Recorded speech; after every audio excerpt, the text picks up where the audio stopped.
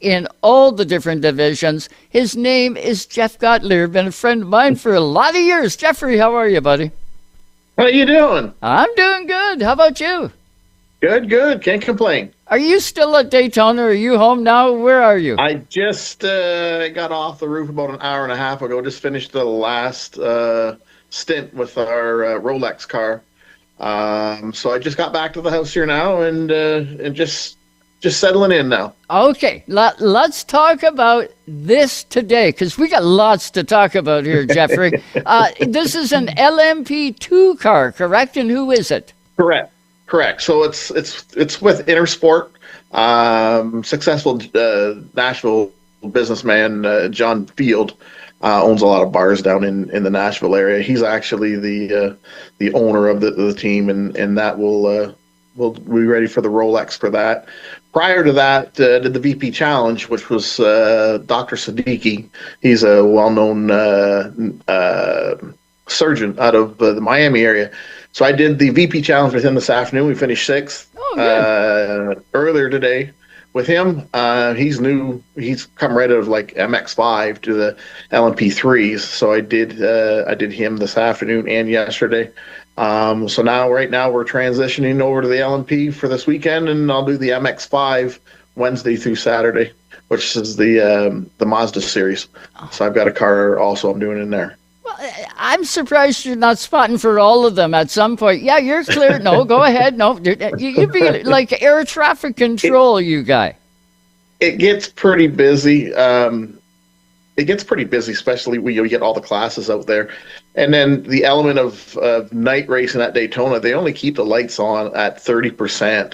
So it's not like what you would normally see on TV.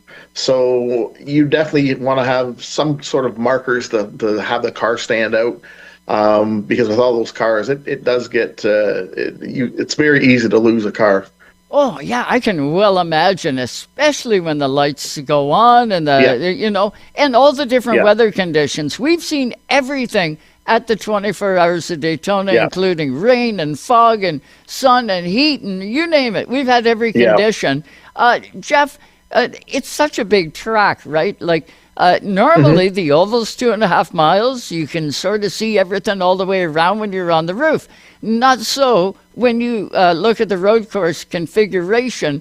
It's probably not bad from the roof, but you would lose cars. Do you break it down and only take a section and then other spotter? Nope. You're doing the whole thing. So how we do it? Yeah, we'll do the whole track when we're on, and for the 24 hours, pretty much do what every team pretty much will do it the same way. We do it with another companion, and we'll trade off. So we'll do shifts. So we'll do like usually you do your earlier shift will be the longest. So you do 5, 4, and then 3. Just as you get tired, you like to trade it out. So for me, what I'll do is when I go off shift, I'll come back here to the house and try to catch an hour or two, and then grab a quick shower and head back. But it is a little weird when you come home, you still hear the cars going. And it's kind of a little weird that they're still racing. You're kind of not used to that with everything else that you do through the year. Yeah, I guess so. Okay, your turn. I'll hand it off to you. Keep your eye on that car, and then you got to turn around and walk away. That's got to be tough to do. It's a little different. Yeah, it's a little different. Yeah, I would well imagine. Jeff, where did you start spotting? What was your first spotting gig? First spotting gig, I can remember like yesterday. It was Hooters Pro Cup with DJ Cunnington. We were going down to South Boston, Virginia back, gosh, I don't know, 25 years ago now. So yes, my very, very first gig that I did was with DJ and when we raced at South Boston. Now, is it a thing, Jeff, where you stood back and said, hey, I can do that, or I'd like to try spotting and working with a driver? Or was it something that you were kind of thrust into and said, DJ went, hey, I need a spotter. Gotelaer, I want you. Come on. Yeah, I was kind of thrown into it. We were in the hauler on the way down, and he says, can you spot for me? Yeah. You don't know what you don't know. And so, I was kind of just thrown into it, and it just kind of everything seemed to click. And obviously, DJ with a lot of experience, having a guy that has a lot of experience makes it a little bit easier. So we got off to a good start that way, and here we are. I've listened to DJ and Little Joe, actually. Joe is spotted for DJ. Listening to the two of them, at moments it sounds like they hate one another. Joe would say, "Okay, DJ, we're coming back to the white flag," and DJ would key up and say, "Yeah, no kidding. I'm watching, Joe. I'm doing this right." Well, I'm just telling you, driver, because the moment you don't tell the driver something, then they turn and say, "Hey, spotter, are you awake up there?" Yeah, exactly. Yeah. And everyone's different. I find that the sports car world is a little bit different. Some guys don't like hardly any talking, where some guys they like a lot of information. So I always try to adapt myself to whatever the driver likes, and that's why any type of a new deal that I get into, I'll always ask, what do you like, what do you don't like? Because at the end of the day, the last thing you want to be is any type of a negative towards the program. So I'll always go over with the driver what they like, and I try to adapt the best I can. Any new race fans out there tuned in to Racetime Radio, listen, you're going to a racetrack. What you want to do, if you don't have a scanner, and you want to go next level, I'm telling you, it is incredible to listen to these guys. You can pick a team, you can scan, and you can pull in, your favorite driver. Listen to the driver and the spotter, and it adds a whole new layer to the experience at a racetrack. It really does. You do it once, you'll be hooked, and you'll be doing it all the time. And it's kind of cool, Jeff. I've listened to you many times. You also, the crew chief for Jason Hathaway. That was really where I got to know you. You were locked in. You guys are winning races. And to listen to you and Jason Hathaway, man, you guys were my favorite. I'd always go, okay, I'm at a NASCAR Canada race. I'm going to the 3-car. It's always good to really gel with a driver. And Dave, definitely with Jason, we knew what everyone was, what the next move was without even saying it, and we've always got along really, really good. You don't always get to that limit with drivers. He obviously was one that I did, and so it's extra special when you really gel with someone really good. I'm thinking it was we were at Riverside, and I'm tuned in. It was practice. You're on the radio. You're in my ear with the 3-car, and I'm watching. And all of a sudden, I could see a little bit of flame coming out of Jason's car, and I thought, that isn't coming out the exhaust. That's a little bit. And sure enough, you keyed the mic up and said, "Hey, cowboy, I need you to pull over. Your car is on fire, and I want you to get out. Stay calm. It's not burning that bad just yet." And I've got it all. I've got it saved. I'll have to send you a copy of it. It's hilarious to listen to how calm you are. And then when Jason figured out that it was on fire, then he got a little more active. Yeah. I know half the time I have no idea what I even say. It's off the top of my head. I don't even remember half of the stuff. The only thing I try to do when I'm doing national races on TV is you try to keep it kind of PG. That's the only thing that I strive to do. But as far as what I say and how to do it, it's all off the top of my head. I really don't. I don't remember 3/4 of the stuff that I even say after. Yeah, well, it's amazing. I love listening to you. I love listening to Joe Jr., of course, another spotter. The two of you guys are just amazing. You're amazing friends, but to listen to the two of you and to follow you guys is simply hilarious. At times, I don't know how you don't kill him.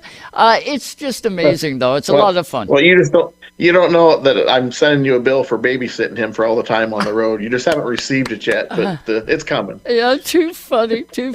Okay, we covered off Daytona, and that's the 24 hours of Daytona. It's coming Correct, up, what, yes. 2 weeks? 2 weeks or week? 2 weeks. 2 weeks. Actually, this here is actually the car that I'm doing. Oh, right there.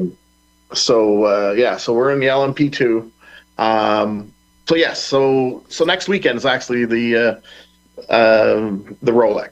Okay, so will you do more before we leave that car? Will you do more with that car throughout the course of the year? That's probably running the series, right? They're going to run the full series. I'm not really sure yet. I know I've got my dance card's pretty full. I don't know what I would have open. Maybe something in the fall. We really haven't beyond here. This whole team's brand new. So we'll see what their needs are at the end of next Sunday, and see what we can do beyond that. But I know that I don't have a lot of available weekends moving forward. Available days, let alone weekends. That is just amazing. Yeah. Okay, so we got the 24 hours of Daytona, the Rolex coming up at Daytona. You'll be watching the 31, and Gotelaer's part of that. Now, what do we do after the 24 hours of Daytona? What's your full-time gig, or how many full-time gigs you got? So after this, we will do. I guess we'll move in with. I'm going to do Josh Stotting when he comes down here for Speed Weeks. Perfect. So I'll spot for him when he comes down. We're really looking forward to that. Had a couple races with him, and again, thank Joe for that opportunity. I appreciate that. And then for the ASA race down here as well, I'll be doing Casey Roderick for that race, and then I've got we start testing with IndyCar. So we've got back-to-back tests at Sebring down here. And then also we're companioning with Cup this year at Phoenix. So we're doing a test out there. And then we roll right into the IndyCar season over at St. Pete the week after that. You're full-time in IndyCar. What team are you with in IndyCar? My primary gig now is I'm full-time with Arrow McLaren on the spotting side. I started last year on the 7 car with Christian Lundgaard. We're keeping everyone together. We had a pretty good year last year, so we're staying together as much as they could keep everyone together on that car. So yes, that'll be my primary deal, and everything will fall in when I have availability between that and the testing that we do on the IndyCar program. What was the transition like, before we continue, what was the transition like to go from stock cars to spotting an IndyCar doing 220 miles an hour? It's a little bit, obviously, it's different. Everything's different. There's a lot of the terms and stuff that will use are different. The pit boxes, or stand is what they call it there, they have so much information that, you're not have to provide as much information as what you normally would on the fendered side. So it's the same, but it's different, if that makes sense. It's the only real thing I would say is different is when cars have runs.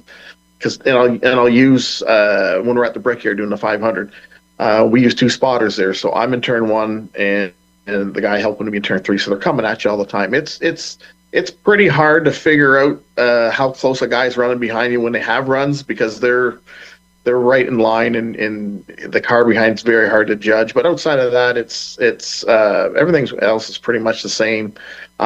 It just moves a lot quicker. Oh yeah, well, you see the closing rate. Sometimes it's like like this. The next time the closing rate is zing zing, and they're gone. Yeah. The other thing too was on an outlap how quick those cars come up to speed compared to a regular fendered car. They come up to speed so much quicker.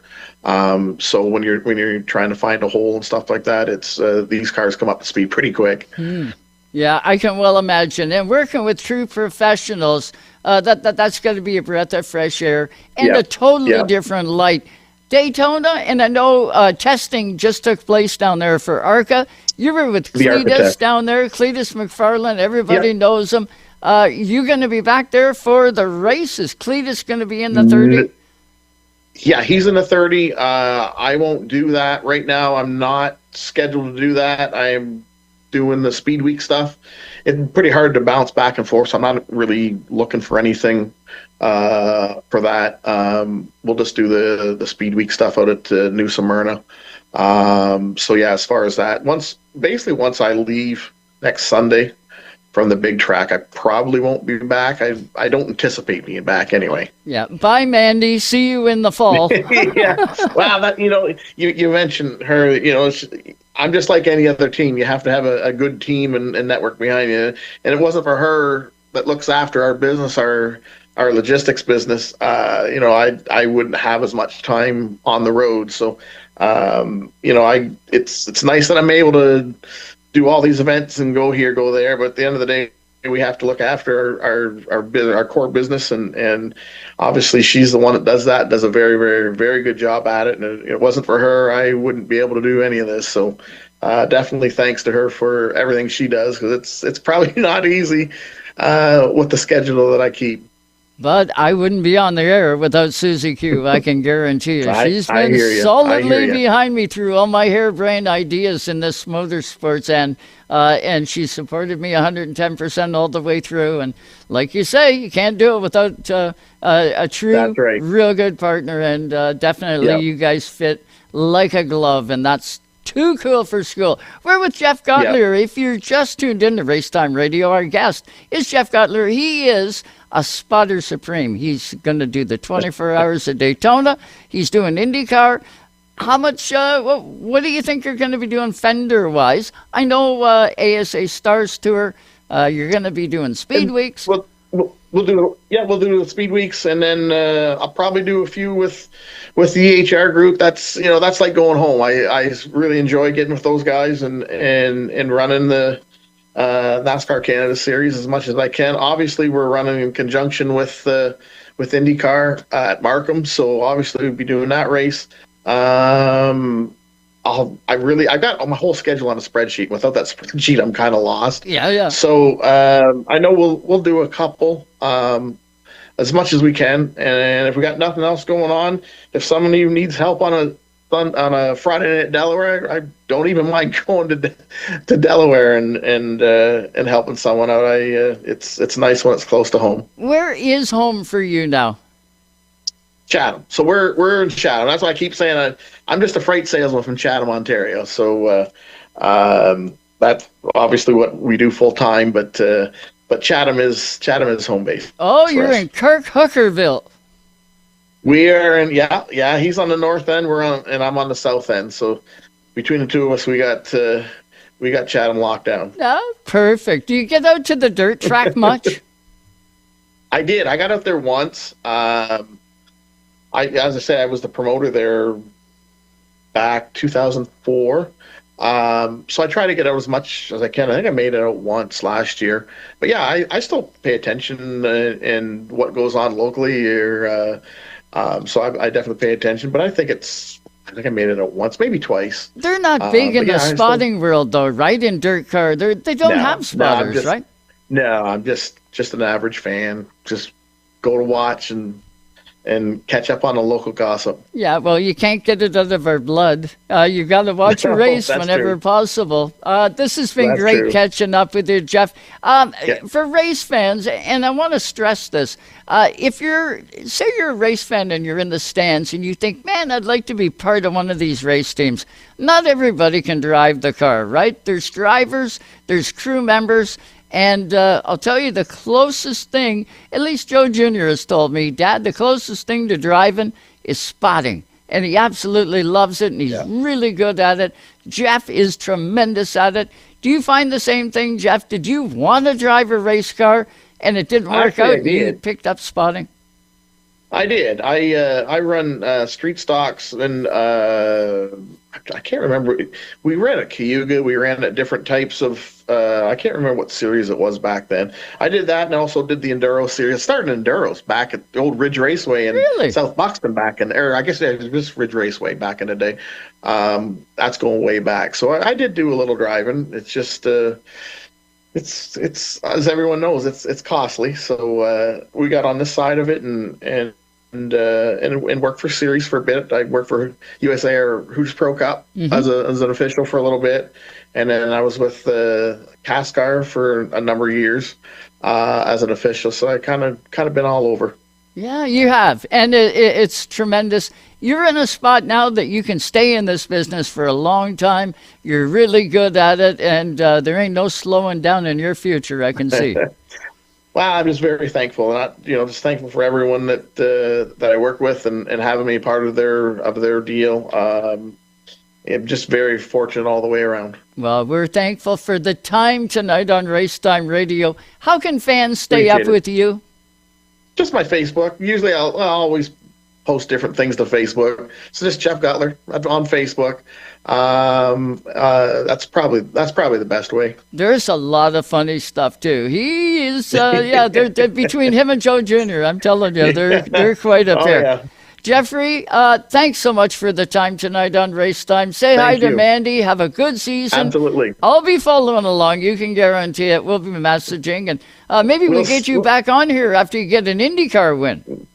I sure hope so. Christian's really turned his oval program around.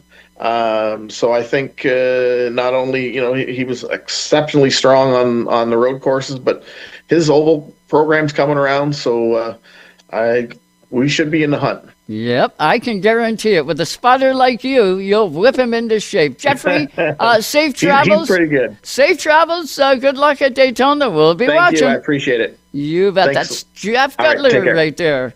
He's going at it. 24 hours at Daytona. It's going to be pretty special.